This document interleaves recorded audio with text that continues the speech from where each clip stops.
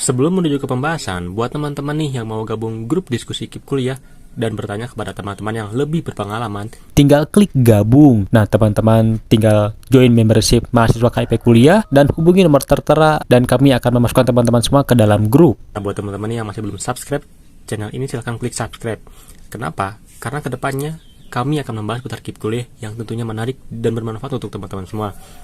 Jadi jika berkenan, monggo di subscribe. Oke. Halo teman-teman, kembali lagi nih dengan channel kesayangan kita.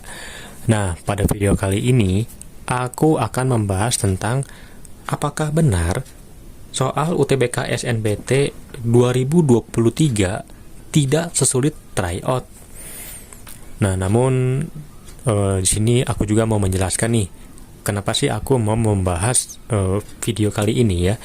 Karena seperti yang teman-teman tahu, kalau yang namanya UTBK gelombang 1 di SNBT 2023 ini kan tinggal beberapa bulan lagi, mungkin kurang dari 1 bulan sebetulnya ya, 3 sampai 3 mingguan lagi lah ya. Teman-teman yang sudah yang masuk atau yang daftar gelombang 1 kan akan memulai ujian ya, akan tempur. Nah, namun dari jeda itu kan tentunya banyak banget yang namanya hoax, banyak banget yang namanya isu-isu yang bisa dibilang menggoyahkan hati gitu ya. Oh, kita sedang mengerjakan soal-soal tryout gitu ya, sedang fokus, tiba-tiba ada yang bilang, ngapain sih tryout, orang soal-soal tryout tidak soal-soal tryout lebih susah gitu ya ketimbang soal-soal SNBT atau UTBK. Jadi mereka tuh berpikir bahwa soal-soal UTBK itu lebih gampang ketimbang soal-soal tryout seperti itu. Nah, apakah benar hal tersebut? Di sini aku mau mengulasnya ya teman-teman, berdasarkan pengalamanku yang sudah 2 kali ikutan UTBK SBMPTN, yaitu tahun 2021 dan tahun 2022 teman-teman. Jadi aku punya pengalaman lah ya yang bisa diberikan terkait dengan soal-soalnya bagaimana. Oke, kita langsung jawab aja ya. Apakah soal UTBK SNBT 2023 tak sesulit tryout? Jikalau mengacu kepada tahun 2021 dan tahun 2022, jawabannya adalah iya teman-teman. Iya, betul bahwasanya memang soal-soal UTBK itu memang lebih mudah ketimbang tryout. Nah, namun teman-teman jangan terkecoh dengan kata lebih mudah. Karena teman-teman kan pasti menyalahartikan lebih mudah. Oh, mungkin kayak soal-soal dari SMA yang sebutkan ini, oh jawabannya ini. Nggak kayak gitu teman-teman untuk soal-soal UTBK di tahun 21 dan tahun 22 ya teman-teman gitu. Jadi teman-teman jangan terkecoh nih hanya karena oh mungkin lebih gampang tuh bukan berarti lebih mudah 50%, tidak. Lebih mudah itu mungkin hanya sekadar mungkin 5-10% saja teman-teman gitu ya. Mungkin 5-10% saja teman-teman. Jadi tidak sampai sekian puluh persen, tidak teman-teman, seperti itu. Nah, aku di sini mau membahas juga nih kira-kiranya kenapa sih lebih mudah gitu ya. Lebih mudah 5% atau 10% ya, ingat ya teman-teman. Oke, yang pertama adalah tentang soal-soal tryout yang didesain untuk untuk membiasakan lah ya. Oke, untuk membiasakan. Apa maksudnya, Bang? Jadi kalau teman-teman yang sering atau rajin mengerjakan soal-soal UTBK, bukan UTBK, tryout, teman-teman pasti memahamilah tingkat kesulitannya tuh memang di luar nalar mungkin gitu ya. Kayak aduh kok ini susah banget gitu ya. Ada soal matematika kayak lihat bahasa alien, semisal seperti itu. Nah, itu tujuannya agar teman-teman tidak kaget gitu ya, tidak kaget. Ketika teman-teman UTBK, wah, saya pernah lihat soal ini di tryout, kan teman-teman jadi ini easy, tinggal kerjakan satu-satu beres, mungkin begitu ya. Jadi lebih ke membiasakan nih, jadi teman-teman tidak kaget ketika melihat soal-soal UTBK yang mungkin cenderung berbeda, ada seperti itu. Namun rata-rata kalaupun mungkin berbeda tapi tidak akan terlalu berbeda. Jadi teman-teman agar lebih membiasakan mengerjakan soal. Jadi ketika teman-teman mau UTBK, ketika ujiannya gitu ya, teman-teman tidak deg-degan, tidak kaget atau apalah gitu ya. Jadi lebih ke membiasakan. Kemudian yang kedua adalah melatih. seperti sama halnya dengan membiasakan teman-teman. Jadi ketika teman-teman semua mau ujian gitu ya, ujian di gelombang 1 atau gelombang 2, jadi lebih ke melatih atau membiasakan melihat soal-soal yang memang tidak pada biasanya. Contohnya teman-teman bahasa Panda.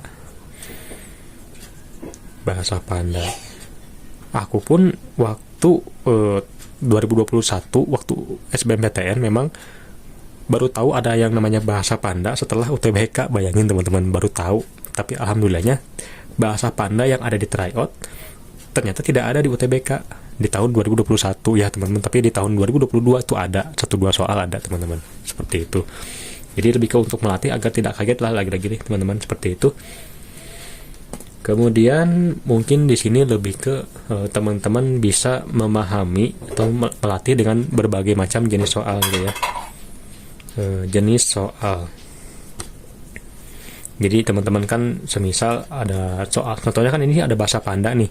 Jadi kalau teman-teman terbiasa mengerjakan soal-soal tryout kan, jadi tidak kaget dengan jenis-jenis soal yang cukup lain daripada yang lain ketika SMA. Seperti itu teman-teman. Oke. Masuk ke nomor 3, yaitu peserta. Nah, teman-teman, mungkin di sini sama halnya dengan nomor 4, poin nomor 4, namun di sini aku langsung gabungkan sajalah ya, nomor 4 gitu ya, sama dengan yang namanya desain ujian lah ya. Nah, jadi teman-teman, kalau teman-teman memahami makna dari SNBT, UTBK SNBT kan yang berarti seleksinya kan nasional teman-teman. Yang berarti bukan di kota teman-teman semua, bukan di kota atau bukan di Provinsi Jawa Barat doang, bukan di Aceh, enggak teman-teman, tapi di seluruh Indonesia mengadakan SNBT ya teman-teman.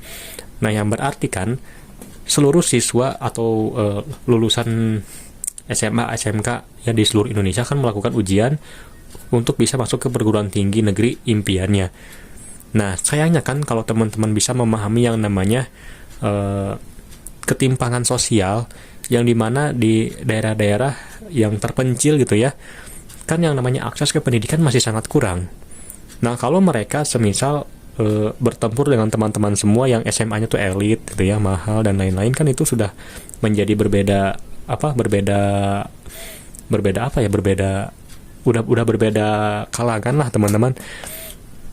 Mungkin buat mereka soal-soal yang SMA yang teman-teman belajar waktu SMA mungkin terdengarnya susah, tapi buat teman-teman kan gampang. Dan ketika melihat TO kok susah banget, tapi buat mereka ketika melihat soal-soal yang susah kan menjadi salah satu kerugian juga kan. Makanya di sini pemerintah juga mendesain soal ujiannya itu lebih mudah lah ya ketimbang tryout, karena untuk menyesuaikan dengan peserta-peserta yang memang bisa dibilang cukup ketinggalan lah sekolahnya. Makanya teman-teman, kalau teman-teman tahu kan sekarang tipe tesnya kan hanya TPS doang kan. Karena kan TPS lebih ke bagaimana sih teman-teman bisa berpikir lebih tajam dan akurat ya, seperti itu untuk TPS. Jadi kan tergantung bagaimana pemikiran teman-teman semua untuk TPS. Tidak seperti TKA yang berkaitan dengan bagaimana sih materi itu bisa disampaikan oleh guru kepada siswanya. Nah, kemudian yang kelima teman-teman, karena yang keempat ini yang kelima, berkaitan dengan yaitu adalah puas diri. Nah, apa sih maksudnya dari kata puas diri ya teman-teman? Ini agak silau sih, gak apa-apa lah ya. Puas diri itu maksudnya apa ya? Oke teman-teman, bayangin deh kalau semisal tryout itu sama dengan UTBK atau SNBT, lebih mudah lah, anggaplah tryout tidak sesusah biasanya. Aku berani menjamin lah ya, teman-teman pasti akan leha-leha ya. Pertama, leha-leha. Kenapa bisa leha-leha? Karena bang santai, toh tryoutnya gampang ketimbang UTBK, ngapain sih serius-serius belajar. Nah, makanya dari sana dibuatlah tryout yang lebih susah ketimbang UTBK atau bahkan lebih kompleks lagi. Kenapa? Karena biar teman-teman semua tidak puas diri dan terus ingin belajar apalagi tentang mengerjakan soal-soal tryout seperti itu.